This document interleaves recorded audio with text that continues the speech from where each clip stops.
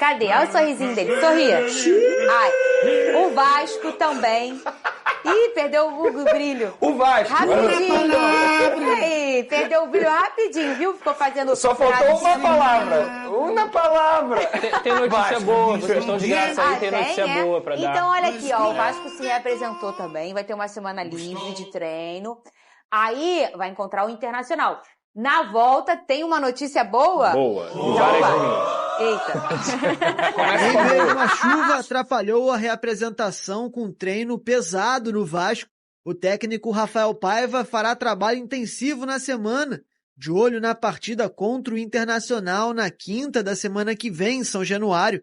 A única ausência foi de Puma Rodrigues, que está com a seleção do Uruguai. O objetivo é melhorar o rendimento do time para a reta final da competição. O aproveitamento dos últimos 9 jogos é de apenas 33%, menor até do que times que estão lutando contra o rebaixamento, como os Atléticos Paranaense, Goianiense, Cuiabá e Bragantino. Mesmo assim, a distância para o 8º colocado Bahia é de apenas 3 pontos. Momento de ajustar o Vasco e manter vivo o sonho da Libertadores da América. Lucas Pedrosa, eu quero primeiro a notícia boa. A boa? A boa. Claro que tem que sempre falar boa. Eu Depois... brinquei, não tem várias ruins, não. Tá bom, tem, é só boa. Tem notícias boas aí pra gente poder citar. A primeira notícia boa é que o Vasco já iniciou as conversas para a renovação do Verratti. Essa conversa está marcada, inclusive, para acontecer dentro dessa data FIFA, mas a verbalização de que o Vasco quer renovar o contrato, quer melhorar o contrato também salarial do Verratti já aconteceu, e agora o argentino está aguardando justamente esse posicionamento para poder seguir com a papelada. Mas essa situação tem que acontecer logo.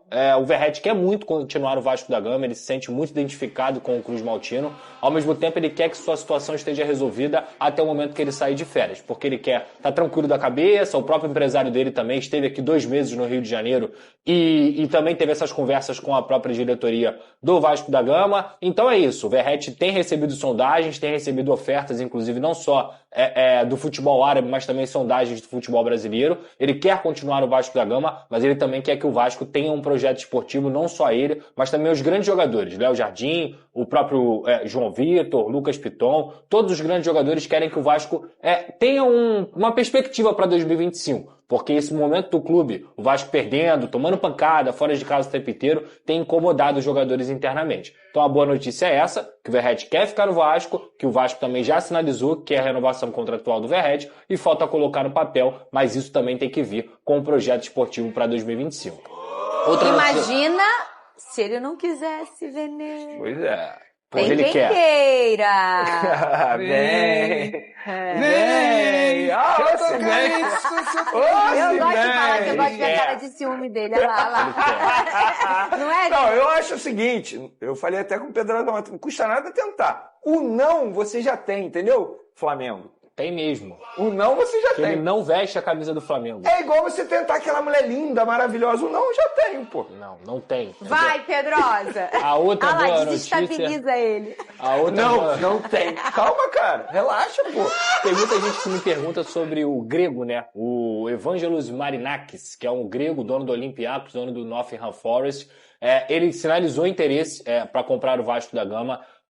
Pediu até alguns documentos em relação a contratos dos jogadores do elenco, como é que está a estrutura do CT e também como é que estão as contas do Vasco da Gama. Lembrando que esse grego, repito aqui, ele é dono do Olympiacos e também do Nottingham Forest, que tem feito uma boa campanha na Premier League, e ele contratou o Edu Gaspar, que foi coordenador da seleção brasileira na época do Tite, um cara que estava no Arsenal, e esse Edu Gaspar, conhecidíssimo aqui no futebol brasileiro, vai ser o responsável pelo investimento, pela entrada desse grego, que é um empresário do ramo marítimo aí mundial, no futebol brasileiro. E o Vasco é um dos clubes que ele tem interesse. Pedrosa, tem algo concreto já? Não, ele tem interesse, a sondagem aconteceu, ele está estudando o Vasco da Gama, mas existem outras opções na mesa também, e o próprio Vasco também conversa com outros interessados. O Pedrinho deve falar um pouquinho mais na entrevista coletiva de hoje, logo mais às 15 horas, que vai passar na Vasco TV, e a gente estará lá. Que é hoje, essa entrevista é hoje. Exato. E para quem acha que o John surgiu do nada,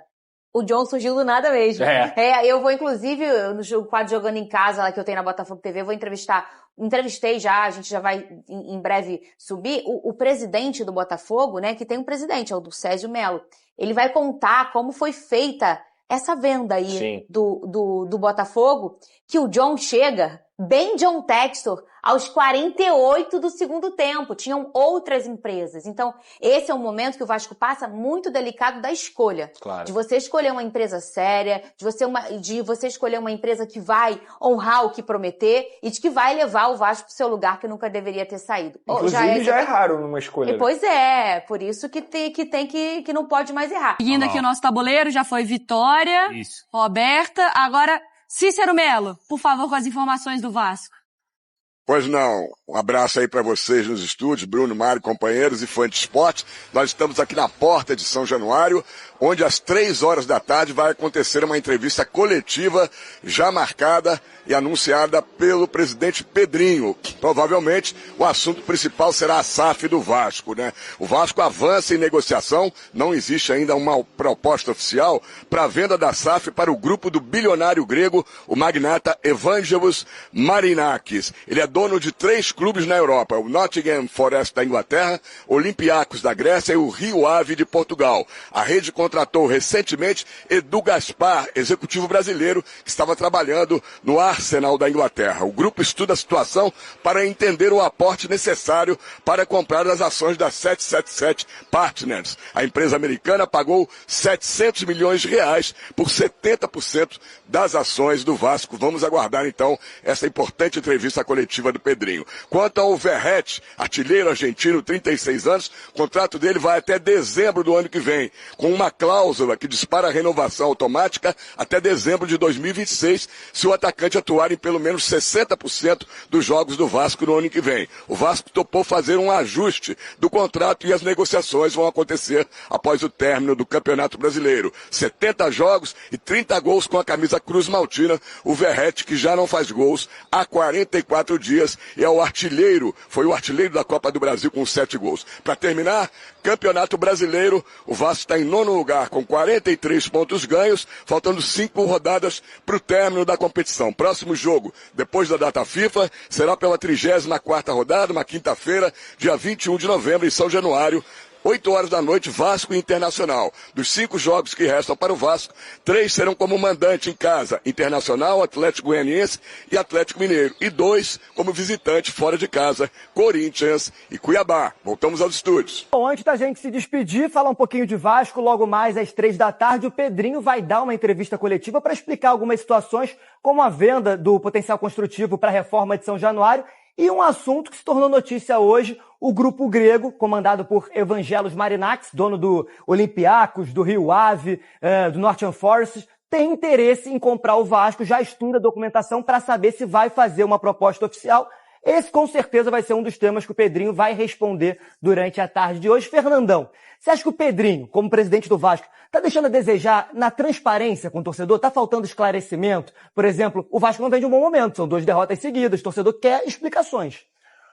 Olha, Thiago, eu acho que não. Acho que quem tem que dar explicações sobre performance é o Rafael, a galera que está diretamente ligada ao jogo em si, né, ao futebol, que está dentro do campo. Acho que essas pessoas têm mais autoridade para poder falar disso. O Pedro tem que estar focado nisso aí, em se preocupar com relação à reforma do estádio, como vai ser feito, mais ainda em vender o Vasco. A gente sabe das dificuldades que foi reassumir o clube diante da falta que a SAF fez. Então, pensar em vender o Vasco é a prioridade para o Vasco, na minha opinião, e vender bem. Acho que tem tudo para dar certo, é um potencial comprador, que eu não sei o poder financeiro dele, mas pelos clubes que tem caixa para comprar o Vasco. Eu acho que dessa vez o Vasco pode ter pode ter um final feliz com relação à venda da sua SAF. O que a gente sabe do Evangelos Marinakis, assim, é que ele é um cara bastante competitivo. Por exemplo, o Olympiacos é o time de coração dele. Quando ele comprou o Olympiacos em 2010 lá na Grécia, o Olympiacos emplacou 7 campeonatos gregos seguidos, com muito investimento dele. Então ele é um cara que